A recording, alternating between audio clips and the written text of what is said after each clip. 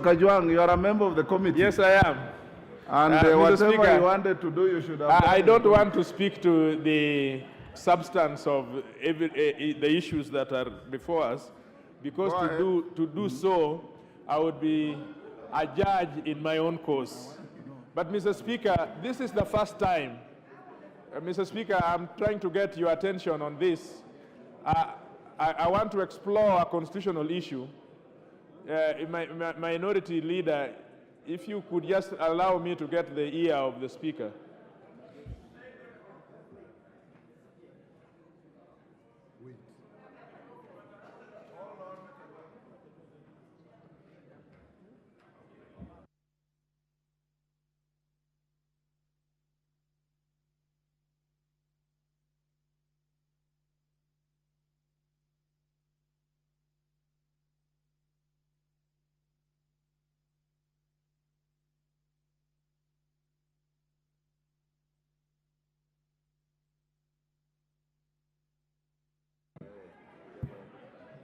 Okay, let me hear the Honorable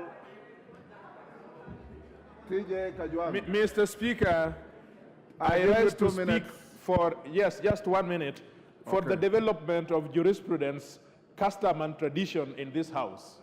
This is the first time ever in the history of the new Constitution that we have tackled this matter. The other House has been lucky that in many occasions they have handled such matters.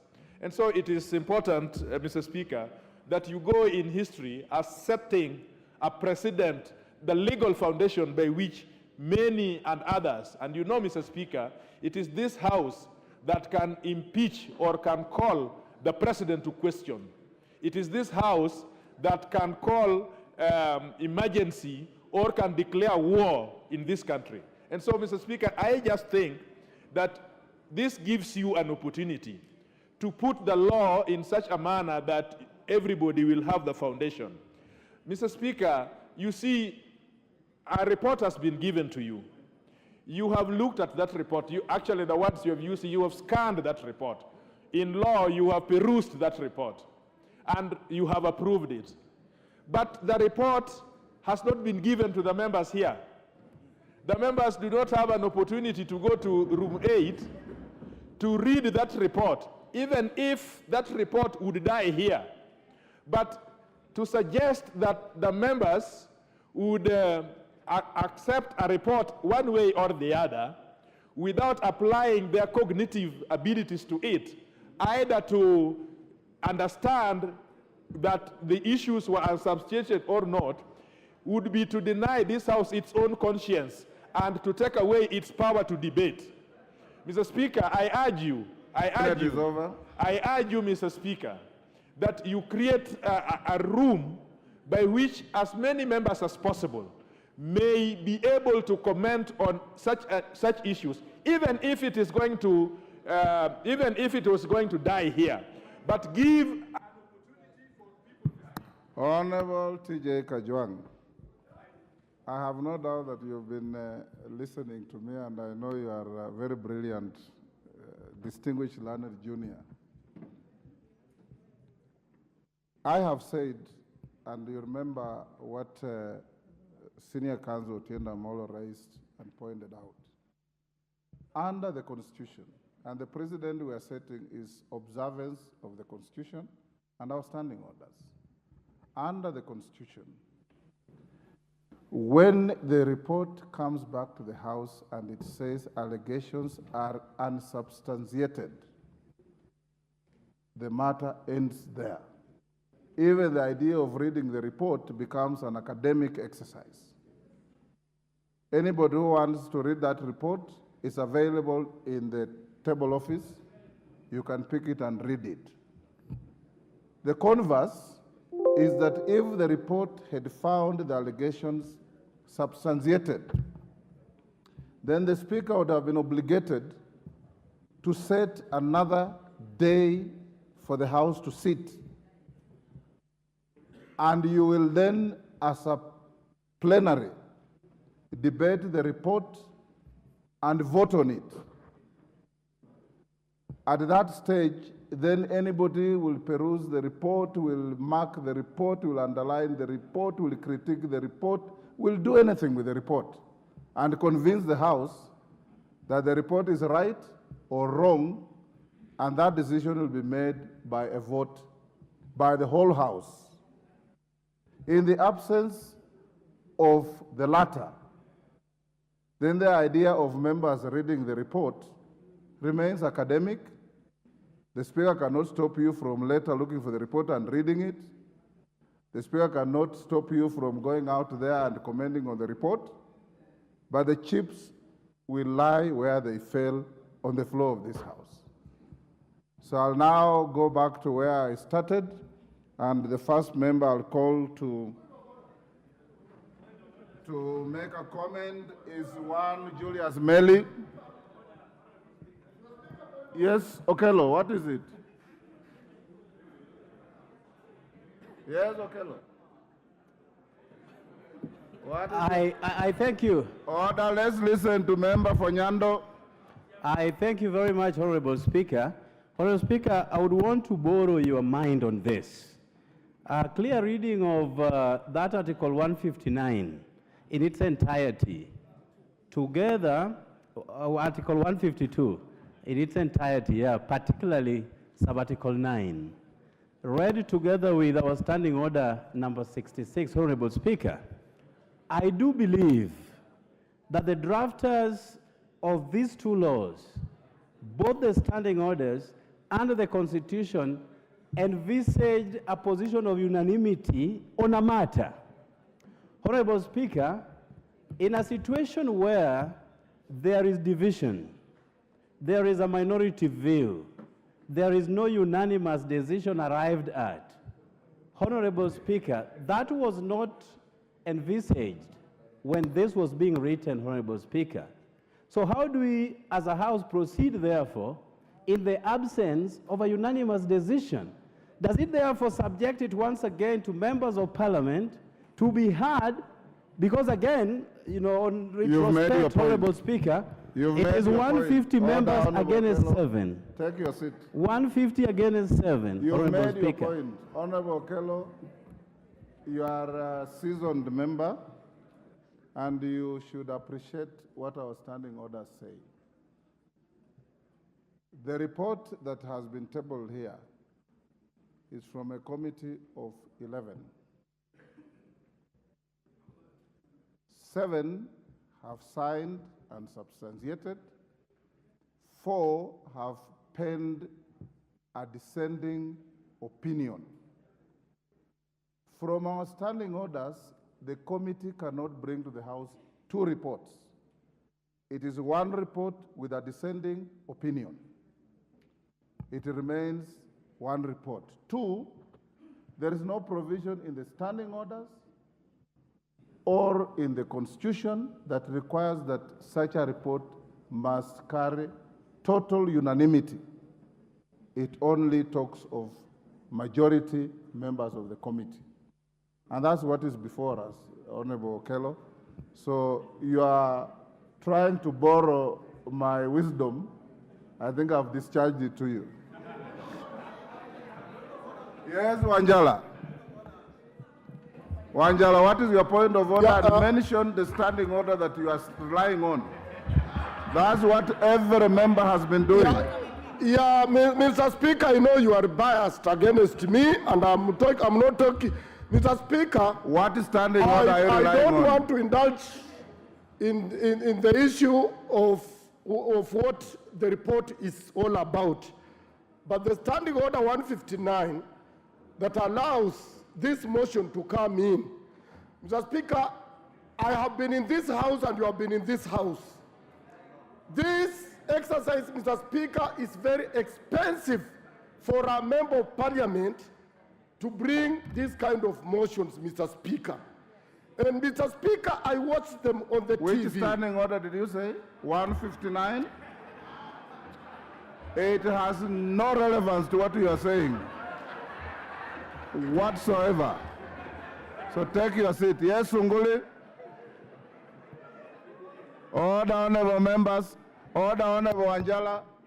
You've had your bite. erroneously.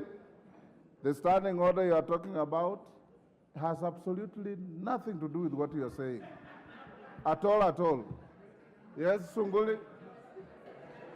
Mr. Speaker, I know that you are quite faithful to the, I don't know whether, Mr. Speaker, you can, Mr. Speaker, I know that you are very faithful to the standing orders. Pardon? I know you are faithful to the standing orders. Yes. And it's not for nothing, because you and I were in the original committee that actually established these standing orders. And you know, Mr. Speaker, that was in the 90s. And don't you think, because you sit in the committee that actually rectifies standing orders, don't you think that it is time you move that this kind of standing order be amended so that we do not leave the authority of Parliament in the hands of very few people, especially in such a very grave matter? Thank you, Julius Sunguli. You are a lawyer. You know the law is the law. It's not what it ought to be. And the law as it is now is what I have said. The standing orders belong to this House. If in your wisdom you wish to amend the standing orders, so be it. It is not the Speaker to amend the standing orders. If the House wants to amend standing orders, they are dynamic. As you know, the standing orders that you and I and the late Godana and the late Oboja drafted have been amended several times to where they are today. And you can amend them as you wish. Now let me, honorable members, allow a few members to make comments. Then we go to some other business. I'll start with the Honorable Opio and I. Each member has 3 minutes. The Honorable Speaker. 3 minutes. Is it? Huh?